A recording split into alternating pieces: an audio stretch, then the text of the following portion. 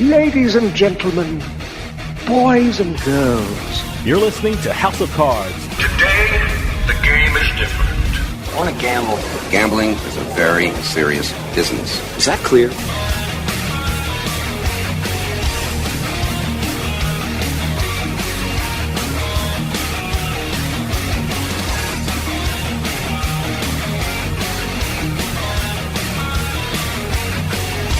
Welcome to House of Cards. Dave Weishuttle with you here, deep from the swamps of Jersey. We got a great show coming up for you. Ask anyone in the gaming business, what are some of the most important issues in the industry today? And they'll probably say, what do we do about the sweepstakes sites that are so prevalent in the United States today? And how do we protect players who engage in all kinds of gaming activity? Those are two really big issues for the gaming operators, not only in this country, but all over the world. And speaking of the rest of the world, what can we expect from Brazil, who just started their online gambling industry on January 1st? One company that is crucial for operators in the gambling industry is Vixio Regulatory Intelligence. Vixio is the leading provider of independent legal, regulatory, and business intelligence to the global gaming industry. And recently, Vixio released a few eye-opening reports, one dealing with the sweepstakes issue, another regarding their player protection outlook, and another report about what we can expect from the newly launched online gaming industry in Brazil. We're going to find out all about these topics because I'm talking with returning guest James Kilsby, who is a gambling compliance and regulation analyst at Vixio. James is going to fill us in on all the important trends happening in the sports betting and gambling industry. When we come back, we're talking Vixio and gambling compliance. So stick around. We'll be right back with House of Cards. Hey, this is Dave Weishuttle from House of Cards with your House of Cards gaming report for the week of January 27th, 2025. Jackpot.com announced the launch of its services in Arizona. Players in Arizona can now instantly buy tickets for their favorite nationwide games such as Mega Millions and Powerball, as well as popular local games such as Pick Draw. Also, players in Arizona can play four of the most popular scratchers in the state. Jackpot.com is live in Massachusetts, Colorado, New Jersey, New York, Arkansas, Ohio, and Texas. Caesars Entertainment launched its first branded online casino live dealer studio for players in Pennsylvania. Players can now experience the live dealer games on Horseshoe Online Casino, Caesars Sportsbook and Casino, and Caesars Palace Online Casino in the Keystone State. The new Philadelphia-based studio has 5 blackjack tables, including a VIP-exclusive blackjack table, a roulette table, and a baccarat table. Some tables will also feature custom felts featuring some of their favorite professional sports teams. And finally, the iconic Whiskey Pete's in Nevada unexpectedly closed. The property has been located in Primm, Nevada for the past 48 years. The place got its name because of the 1920s bootlegger Whiskey Pete McIntyre and is also said to be haunted by Pete himself. Reports are that the paranormal reality TV show Ghost Adventures recently did some filming there. I can't wait to check out that episode. Have any news or tips regarding casinos, gaming, or legislation? Send us an email at newsroom@houseofcardsradio.com and follow us on X at HOC Radio.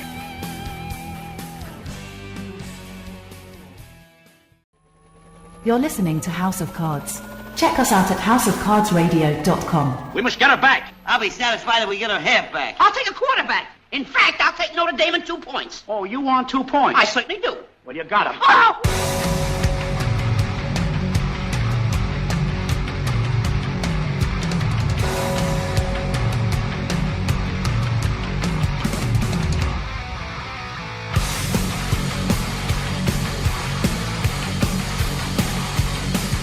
Welcome back to House of Cards. Dave Weishuttle with you here. House of Cards is brought to you by BetMGM Casino. Play your favorite casino games at BetMGM Online Casino. Go to BetMGM Casino, create an account using our promo code Turnpike, and become a verified player. New players get $25 free when signing up, plus a first deposit bonus up to $1,000. That's promo code Turnpike at BetMGM.com for a 100% deposit match up to $1,000 plus $25 free. Must be 21 years or older to place a bet. Terms and conditions apply. Gambling problem? Call 1-800-GAMBLER. This is going to be a very interesting year in the gaming industry. Legislators are going to have to deal with a whole host of different issues. Included in those issues are how to deal with sweepstakes sites in the internet, as well as how to best protect the players who use all different types of online gaming platforms. Also, what will the new online gambling market look like in Brazil, which just launched? And luckily, Vixio Regulatory Intelligence has put out several very important reports dealing with these issues. And to tell us all about these important reports on the line, we have James Kilsby, gambling compliance and regulation analyst from Vixio. James, welcome back to the show. Dave, pleasure to be with you. Happy New Year. Happy New Year to you, and thank you for taking the time to talk about these issues. It's so incredible what Vixio does. I mean, like I said, Vixio has released 3 amazing reports, and from my perspective, they're eye-opening reports. And when it comes to guiding the gaming industry in this country and around the world, Vixio is so important. But remind the people out there who aren't part of the gaming industry, what is Vixio and what is its role in the gaming industry? Sure, yeah. So Vixio is a leading RegTech provider that provides compliance information, regulatory intelligence, and analysis on the global gaming industry. Headquartered in London, but with offices in Washington, D.C., which is where I'm based. And Vixio offers comprehensive, actionable intelligence on compliance and policy issues in the gaming industry and all of the sectors that fall within that, from sports betting, land-based casinos, lotteries, online gaming, etc. And we've been established for over 17 years now, so really built domain expertise in this area and been able to chronicle and map out how regulation of gaming in all its guises has evolved over that period of time. So developed deep-seated expertise on various issues as it relates to online gambling in particular. And speaking of issues, one of the important issues right now, everyone's talking about in the United States, what do we do about the sweepstakes sites on the internet? And recently, Vixio released a report entitled U.S. Sweepstakes Key Trends and Must-Know Facts. It just seems like everyone's talking about sweepstakes sites. Just so everyone's on the same page, when we use the term sweepstakes, what are we referring to and what kind of game sites are they? So sweepstakes are not new. You're exactly right. This is the hot topic, topic du jour in the gaming industry. But the concept of a sweepstake is absolutely not new. Been around decades and decades. And in a nutshell, sweepstakes are promotional contests where participants can win prizes without a mandatory purchase or payment. So they are chance-based opportunities to win prizes or money, but they don't necessarily involve staking of consideration by the player. Sweepstakes have been and continue to be used by just myriad types of different companies, right? When you buy a product and have an opportunity to enter a contest to receive some kind of promotional prize as part of that is a sweepstake. So this is not new. What is relatively new has emerged over the past few years is we are seeing the emergence of websites and platforms and apps that do have an appearance similar to an online casino site or a sports betting platform, and these offerings are giving players the opportunity to play casino style games and make sports bets of a kind under the guise of sweepstakes. So what is new is not the concept of sweepstakes, it's the emergence of sweepstakes platforms that have an appearance that is similar to online casinos like we have in New Jersey and Michigan and Pennsylvania, and to a lesser extent but very much emerging is sort of sports betting type platforms that anytime we're talking about online gaming, we have to look at the regulation. And when we're Absolutely. talking about regulation of sweepstakes in the United States, what regulation do we look at? I mean, do they fall under the federal legislation? Do they fall under state legislation? And I'm asking this as a lawyer. I want to know, when I'm looking at a sweepstakes entity, where am I looking for the regulation? So who is primarily in charge of regulating sweepstakes in the U.S.? It's twofold, two-layered, in that sweepstakes are generally permissible under federal law, specifically the Deceptive Mail Prevention Enforcement Act. And that, I guess, establishes the fundamental framework for sweepstakes by allowing them to be offered on the proviso that no purchase is required for entry into the sweepstakes contest, and that the competition is determined by chance rather than skill. So there is a federal overlay that allows for sweepstakes to be exempted from federal laws on gambling and to be offered. Having said that, like many other forms of gaming, most other forms of gaming, this is a state-by-state issue. Individual states do have their own specific laws that address sweepstakes contests, and a familiar story for this industry, those laws vary state to state. So there are different definitions of what a permissible sweepstake contest may or may not be across the different states, and they're also less of an issue, less sweeping really, but there are some specific sort of bonding and restrictions on cash prizes in a handful of states, including in Florida and New York. That gets to why in the sweepstakes area there are some of the prominent sweepstakes brands and new offerings. They are not necessarily available in all 50 states. They may be available in 40 plus, but a state like Washington, Idaho, two that spring to mind, they have sort of stricter definitions of what permissible sweepstakes contests may be, different definitions of gambling as well. So that's why you have various state by state. This is mainly a state by state issue, but with that federal overlay at the starting point. Okay, hold that thought. We're going to take a quick break. See you on the other side.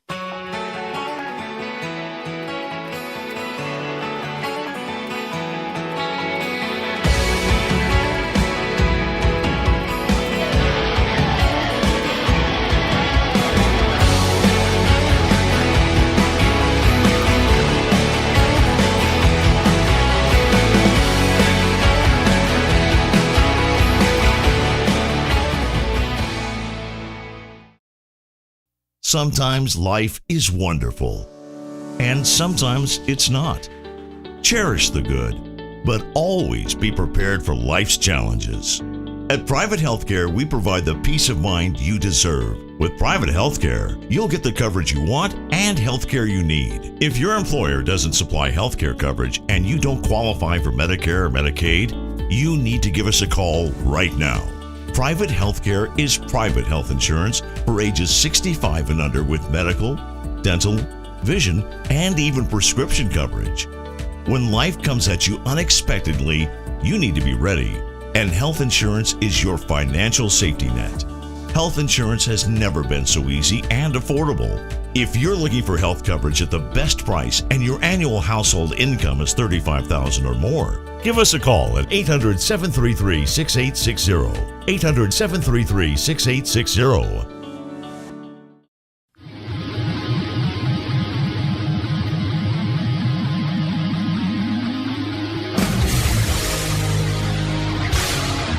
Oh, a boogie woogie box. Pardon me.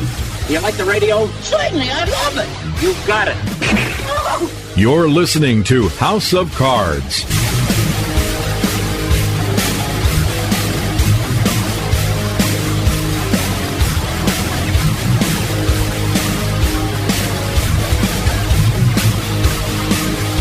Welcome back to House of Cards. Dave Weishottle with you. House of Cards is brought to you by BetMGM Casino. Create an account using our promo code Turnpike and become a verified player. New players get $25 free when signing up, plus a first deposit bonus up to $1,000. Must be 21 years or older to place a bet. Terms and conditions apply. Gambling problem? Call 1-800-GAMBLER. For those of you just joining us, I am talking with James Kilsby, Gambling Compliance and Regulation Analyst from Vixio Regulatory Intelligence.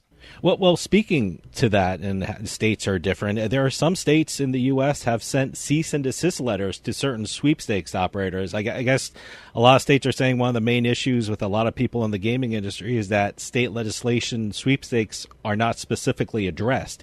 However, that doesn't stop certain state agencies from sending cease and desist letters to some of these operators. I mean, I know Michigan and Delaware have told sweepstakes operators to shut down. And going forward, do you see that trend continuing, that more and more sweepstakes operators will be told to shut down and cease in more and more states in the future coming up? It's certainly possible, and certainly something that we are watching for at Vixio in 2025 and potentially beyond. because you're absolutely right. We did see the emergence of this in 2024, actually late 23, with at least 3 states that are publicly known about that have issued cease and desist letters to prominent sweepstakes platforms, Michigan, Connecticut, and Delaware specifically. There are a couple of factors at play as to whether we will see more states doing this, or to the extent we do see more, it doesn't necessarily mean that there will be a sort of blanket universal trend of every state pursuing this action.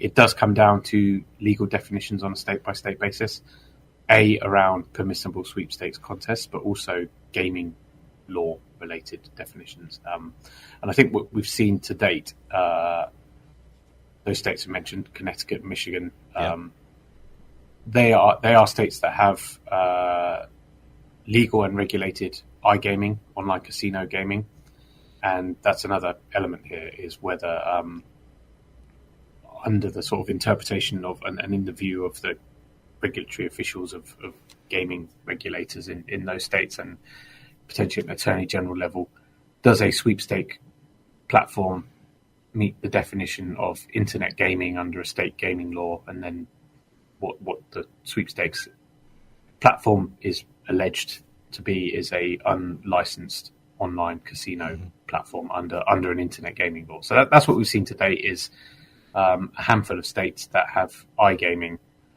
taking the view that sweepstakes platforms are unlicensed iGaming operators under their internet gaming laws, and therefore taking action. So such as there is a trend to date that we know of, there may be other activities that's not in the public domain, but to the extent that it is, we've seen action being taken by some of those states that have lawful internet gaming, taking action to send these cease and desist letters to prominent brands that are offering sweepstakes platforms that do not fall under that framework. So it's certainly something that could continue, and something we're watching for. And if it's just you mentioned our report, and we flagged that there and elsewhere on Vixio. Another possibility is whether sweepstakes becomes a legislative issue in 2025. So will we see lawmakers in various states looking to amend state laws on sweepstakes or state laws on gambling in order to clarify that, casino-based or sports-based or other types of sweepstakes online platforms are illegal in those states. The reason why I think it's something to watch is maybe 10 or so years ago, we saw an emergence of internet cafes offering sweepstakes-based machines that looked a bit like slot machines, and there was a clear legislative response to that in Florida and Virginia, and I think North Carolina and various other states have taken action. So there's some precedent for states to act to close, to tighten laws when it comes to sweepstakes offerings that seem to be crimping on regulated gaming operations. We will see. It's, again, just something we're watching for, among others, in the months ahead. What has been the response from the regulated operators with regard to sweepstakes? I mean, certainly they've told me, it's unfair that they can operate without paying a licensing fee, or they don't follow the same rules that regulated operators have to follow just because they found a loophole in the law. But I've also heard some people from the regulated operators say, you know what, maybe we should take a look at their business model. Maybe we can learn some things from the sweepstakes operators. What have you been hearing with regard to the feelings of the regulated operators in this country? Both of those things, for sure. Okay. That's absolutely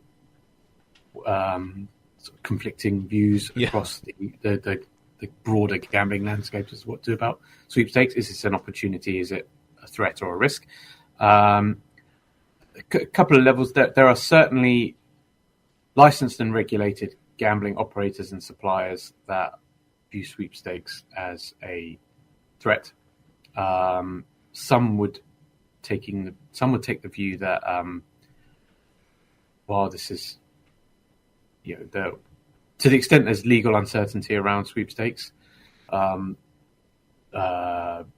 major gaming operators and some suppliers are not comfortable participating in the market because in the event that sweepstakes are found to not be legal, again, a future hypothetical event, then the licenses of the regulated gaming operators could be under threat. So that's an area of concern. Having said that, this is a fast-growing market that has reach into at least 40 plus states, if not quite 50. Whereas the pace of expansion of regulated sports betting and especially iGaming is much, much, much slower. So there is opportunities to build brand recognition and scale in sweepstakes that can be obtained much quicker and at lower cost than when it comes to regulated gaming. So that there's conflict there, and I think the lack of comfort and to a degree lack of clarity around sweepstakes is something that is unwelcome in the regulated operators because they many of them are not comfortable proceeding in uncertainty. They like licensing and regulation and clarity before they pursue different ventures. Well, certainly questions have surfaced about sweepstakes operators. Is there enough rules and regulations in place to protect players? I mean, obviously, like you said, legislators are going to have to take a look at that.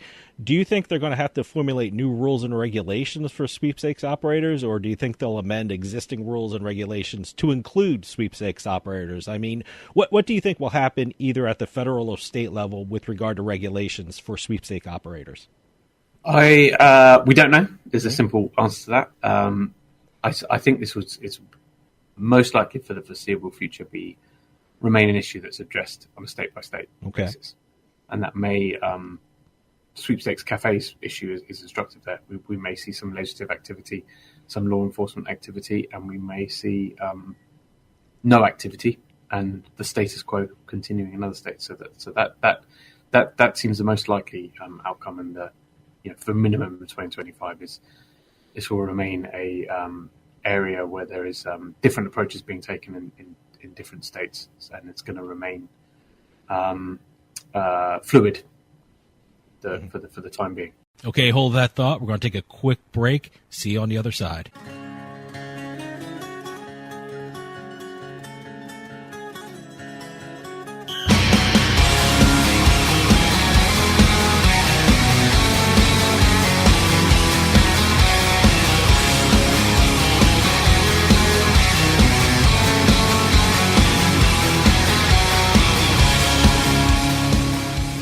Sign up at jackpot.com and you can bet on the world's best lotteries where the biggest jackpots are up for grabs. Powerball, Mega Millions, some of the biggest lotteries can be found at jackpot.com. Simply choose your lotto game, pick your numbers, or use their quick pick feature, and you're done. Sign up at jackpot.com with code DRAW24 and get a free lottery ticket with your first deposit. Jackpot.com, it's the world of lotto in your hand. Terms and conditions apply. You must be at least 18 years old and in the United States to play. Void where prohibited. Gambling problem? Call 1-800-GAMBLER. With costs going up, Adam and Eve is the best deal around. With 50% off a sexy adult product at adamandeve.com. That's 50% off right now when you point the camera on your smartphone at the code on the screen. Don't get up. Just open your camera and point it at the screen. Hurry! You'll also get 10 free gifts, including free discreet shipping at checkout. This is your chance to get more for less. So scan now for 50% off plus 10 free gifts from adamandeve.com.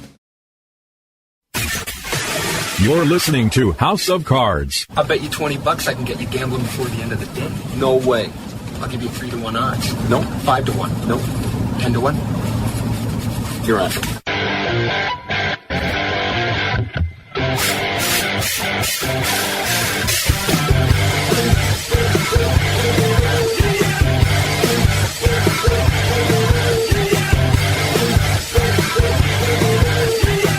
Welcome back to House of Cards. Dave Weishottle with you. House of Cards is brought to you by BetMGM Casino. Create an account using our promo code Turnpike and become a verified player. New players get $25 free when signing up, plus a first deposit bonus up to $1,000. Must be 21 years or older to place a bet. Terms and conditions apply. Gambling problem? Call 1-800-GAMBLER. For those of you just joining us, I am talking with James Kilsby, gambling compliance and regulation analyst from Vixio Regulatory Intelligence.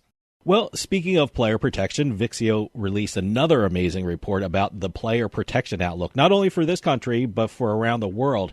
That's such a huge issue for the gambling operators all around the globe. And I'm curious, what was the scope of Vixio's player protection outlook, and what did you hope to impart to people who read this report?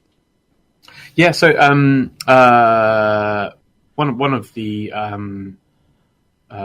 regular pieces of intelligence that Vixio publish many other things on a daily basis, but each month we publish outlook reports that are designed to be forward-looking and identifying future trends to watch, as well as sort of analysing current regulations and market data on either hot topics or on particular markets. So one of those regular areas that we look to and produce outlooks on is on player protection, so policy matters that relate to responsible gambling.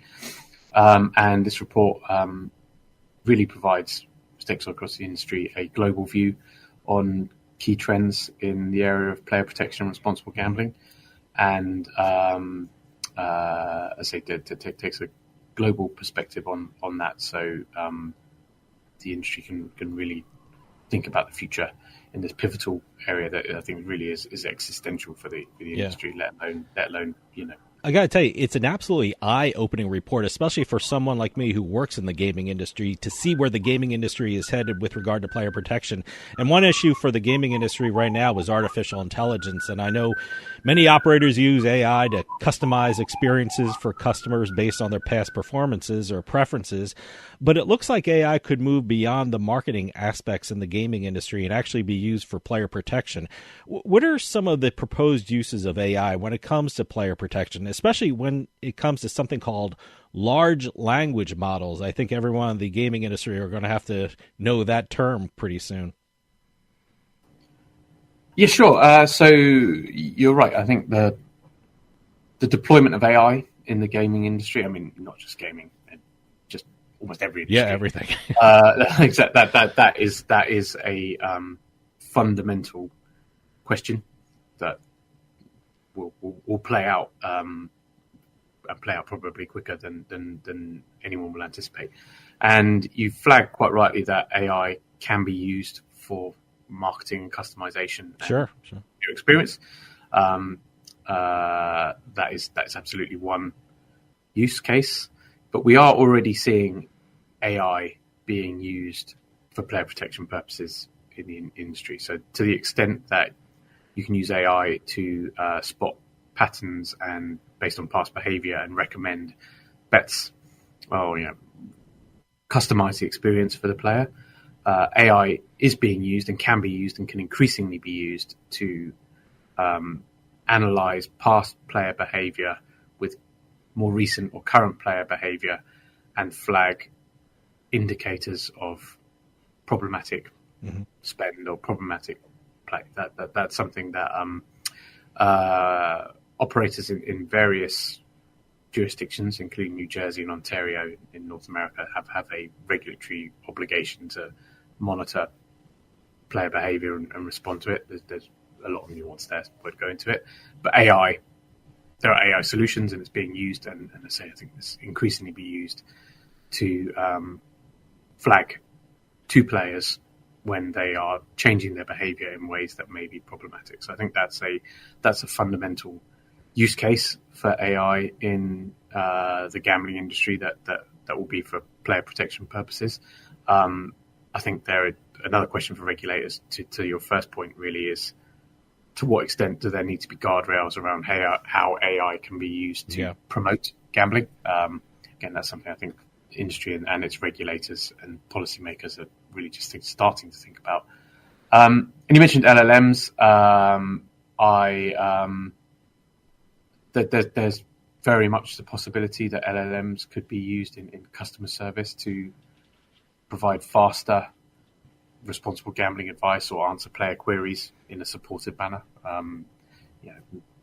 Using AI chatbots to support players when they are looking for guidance or support on a responsible gambling level. There is a use case for that we can see. But I think there are certainly a couple of challenges there. Yeah. Will players be comfortable when it comes to what is the extra value of a human interaction, particularly for players in distress? I don't think there's any that's a natural question, really. No. And Vixio rightly brought that up. I mean, will people be comfortable talking about gambling issues, which are pretty sensitive issues and personal issues? I mean, you're talking to a computer program. Is that what LLMs are really basically are? Fundamentally, yes. Yeah. So there is players may still prefer to talk to a human, and most gambling counselors and real sort of professionals with deep-seated expertise in responsible gambling are highly trained people who respond to players on a personal level in different ways. So I think there would be a may never get there, may never want to get there, not at the point where the industry or we can outsource player protection at this kind of interaction level to an LLM or to AI. But I think there is a role in the near term and going forward for AI and LLMs to support human interaction when it comes here. But I think we're far from the point of displacement, and I think that would be something that on an ongoing basis regulators will continue to require human interaction as well. Another issue that Vixio brought up in the report is that several European governments and regulators have introduced or are going to introduce new duties of care requirements for gaming operators. I mean, that really perked my ears up. And in fact, a new unit was created in the Netherlands to monitor how gambling operators fulfill their duty of care. Explain what that is, because I think that is one of the important subjects that gaming operators around the world have to be aware of. Yeah, the concept of a duty of care is relatively straightforward. Yeah. Complex at kind of a legal level, but conceptually simple, really, where the notion is that in certain jurisdictions, fundamentally in Central Europe, Central and Western Europe, operators have this duty of care that obligates them to they are responsible for ensuring that their players do not sort of spend beyond their means or fall into gambling addiction, and that kind of obligates them, among other things, to proactively monitor and safeguard players from gambling-related harm, identify at-risk behaviour, and take sort of steps that can be used to mitigate problems, intervening where necessary, suggesting limits, etc. But really, it's the concept that there is a responsibility of the operator. The operator has a duty of care to its players to prevent them from suffering from addiction and other problems related to gambling. This is a multifaceted issue, even though the concept is simple. Sure. In that, what does it mean, and what does that entail? Having a duty of care, to what extent? How far does that obligation extend on the operator's behalf and responsibility extend on that behalf? And we're seeing different jurisdictions have different responses to this. Quite recently, the Swedish government gave the Swedish regulator power to set out quite detailed requirements for what a duty of care means. You mentioned the Netherlands.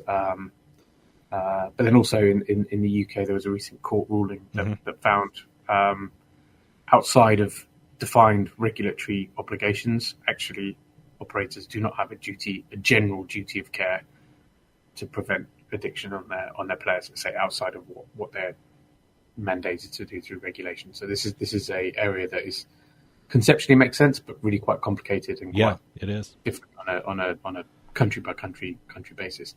It's not really something that has come up directly in the the US and in North America to date.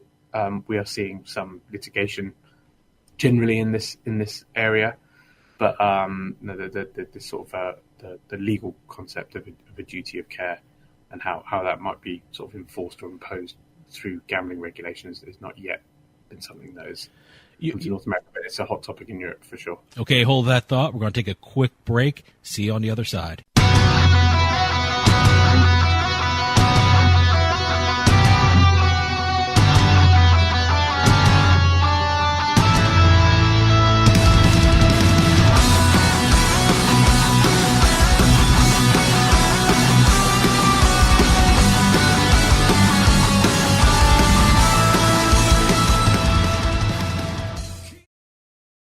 Attention. If you owe back taxes to the IRS, watch this urgent message. The IRS is cracking down by hiring 87,000 new agents to garnish your paycheck and put liens on homes and businesses. They can even seize your bank account. The IRS calls it enforced compliance, and now they have the manpower to get you. Penalties and interest on unpaid taxes compound daily. So call One Stop Tax Relief Shop and get the IRS off your back. They're experts in the Fresh Start Initiative, one of the biggest breaks the IRS has ever offered. And no other tax shop gets you more or faster approvals. One Stop Tax Relief has resolved thousands of cases since 2014 and saved clients millions of dollars. Call now for a free consultation. Connect with tax professionals who get the IRS off your back. Call 800-605-0688. 800-605-0688. One Stop Tax Relief Shop.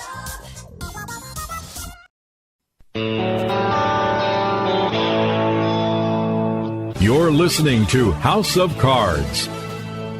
Your Majesty, the royal wrestlers await. I'll bet on the little guy. How much? 3,000 guineas, 2 geese, and a duck. That's a foul bet.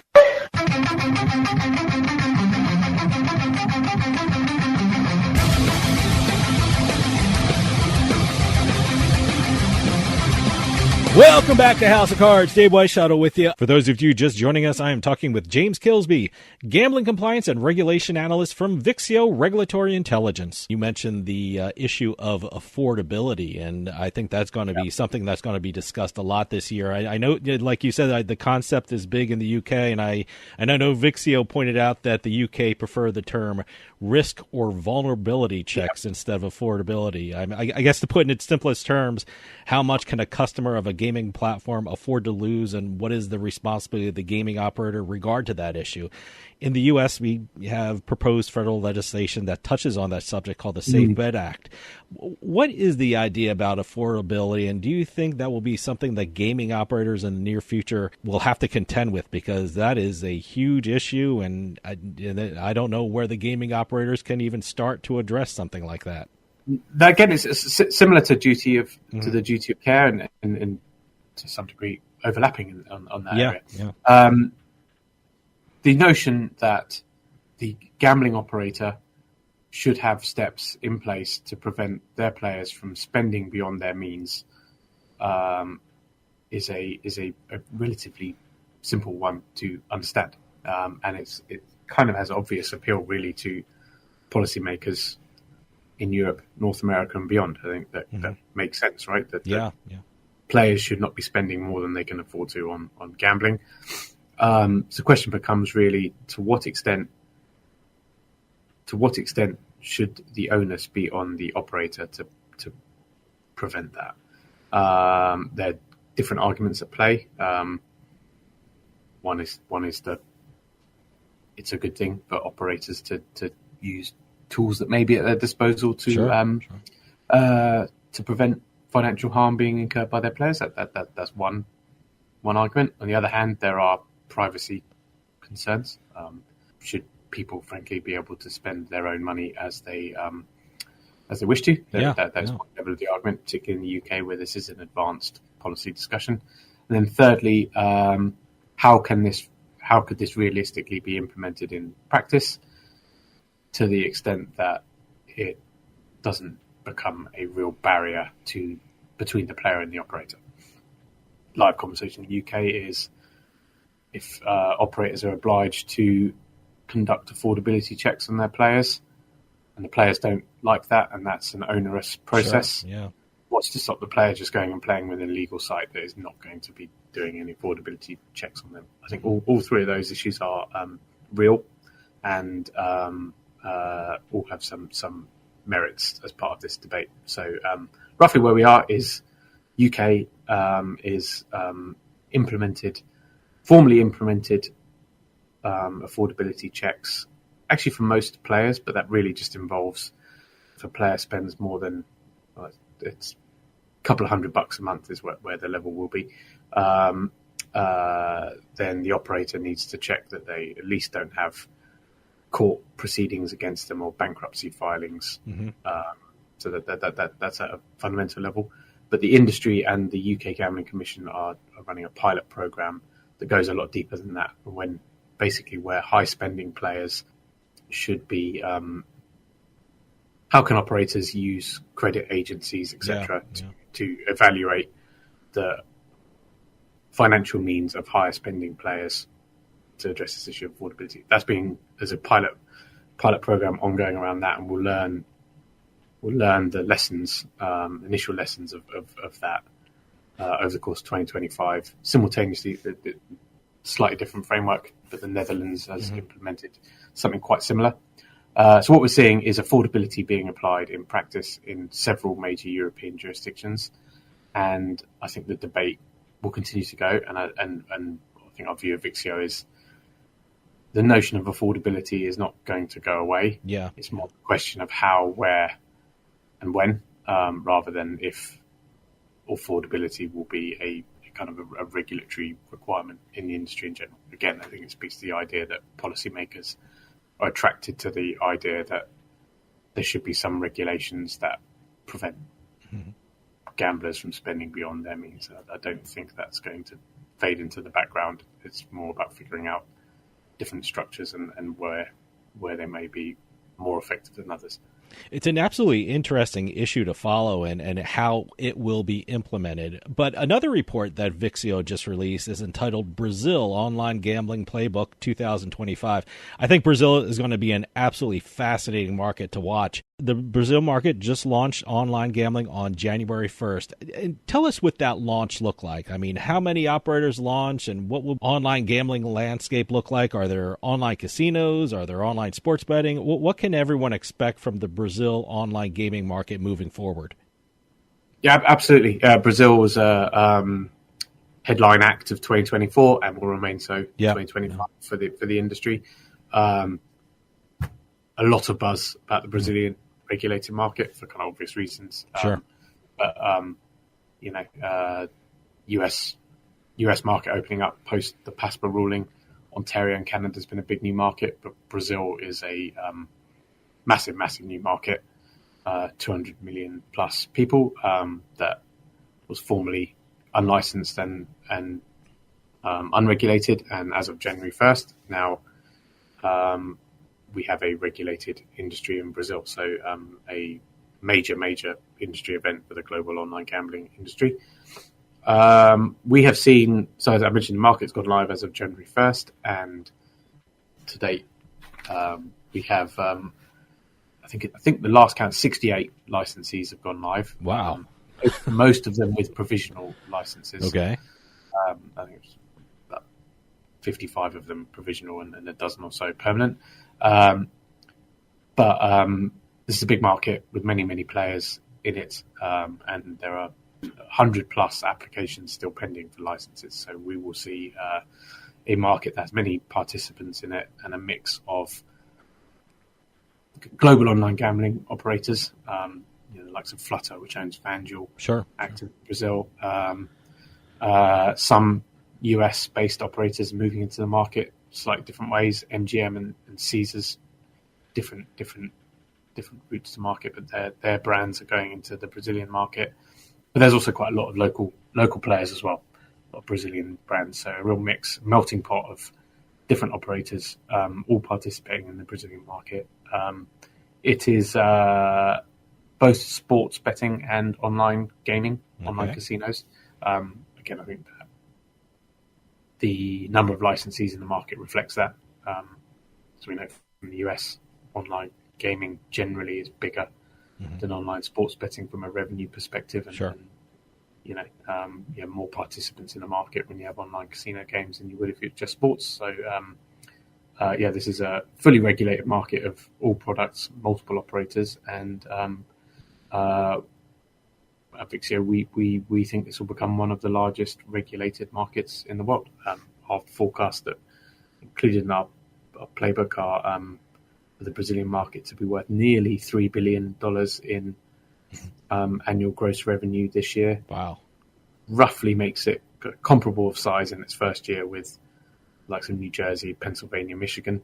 But then we see the market growing and more than doubling in size, reaching 6.3 billion by 2028, which a couple of variables, but that's likely to make Brazil the number 2 regulated market globally after the UK by 2028. Obviously, the US is bigger if you add up all the different states together, but treating each state as their own markets, Brazil is sort of different variables aside. Brazil should be one of the largest markets in the world. Whenever a new market launches, online gambling platform operators will have to deal with new compliance issues, new rules, new regulations. They might even get some challenges in court. As Brazil's online gaming market progresses, what will be some of the challenges be for the operators in Brazil? No, you're dead right. No market's the same. Something we've learned very much at Vixio. The process of launching a new market is always complicated. New regulations to comply with. No jurisdiction's the same. They copy and paste from each other. They borrow and they customize different things, but you never get exactly the same combination market to market. So every market is challenging, and Brazil is more challenging than average, if not uniquely challenging. There's a number of unique requirements in Brazil that aren't in place elsewhere. One that's sort of immediately coming to mind right now is your listeners will be keenly aware of the process of setting up a new sports betting account and KYC checks have to go through that. In Brazil, you also need to do a facial recognition check. Oh, okay. So facial recognition has to be part of your,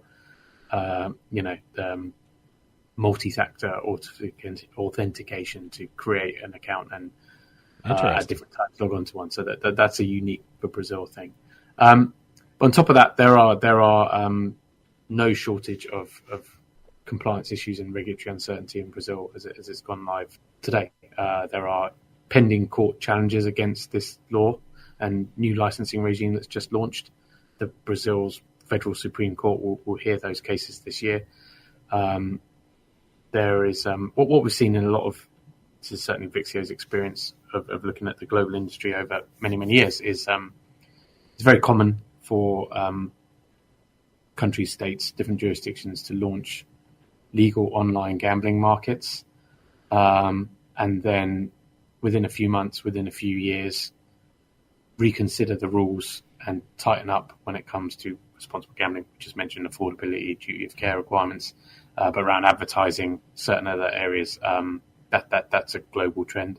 Brazil is almost having that debate on a fast track basis where the market has just gone live, but there is legislation and different activity in the Congress to move the goalposts already with stricter rules on advertising and other areas. So we will, I think we'll see where Brazil is at the end of 25 be different than how it's launched on January 1st. James, we're running out of time, but can you give out a website for Vixio so people can find out more about it? And if people want to learn more about the amazing tools Vixio has for the gaming community and even read the newly released reports on U.S. Sweepstakes, player protection, and Brazil.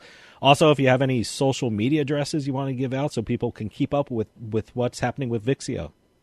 Absolutely, yeah. I would encourage people as a starting point to visit our website, vixio.com, vixio.com. And if they go to vixio.com/research, you'll be able to obtain a copy of the reports that we've discussed today on Brazil, on Sweepstakes, on player protection, among others. You can also follow us at Vixio Regulatory on X, and also go to our Vixio Regulatory Intelligence LinkedIn page. We always welcome new followers, and it's our mission really to keep the broader industry and stakeholders engaged on these many moving parts of regulation. James Kilsby, Gambling Compliance and Regulation Analyst from Vixio Regulatory Intelligence. Thank you so much for coming on and telling us all about Vixio's eye-opening reports on U.S. sweepstakes sites, its player protection outlook, and the brand new gaming market in Brazil. Vixio is such an important resource for all parts of the gaming industry. So please come back on and keep us updated about what Vixio is doing for the gaming industry, because it is always important. Thanks so much for your time today. Thank you for having me. Well, that'll do for us this week. We'll see you next time with House of Cards.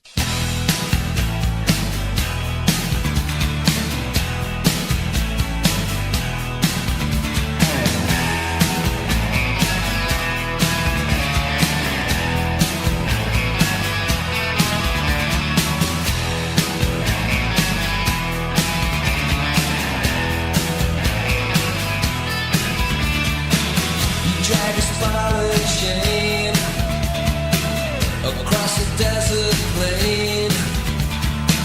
You build a house of cards around a loveless heart. Wild country in your head, gone dead, riverbed.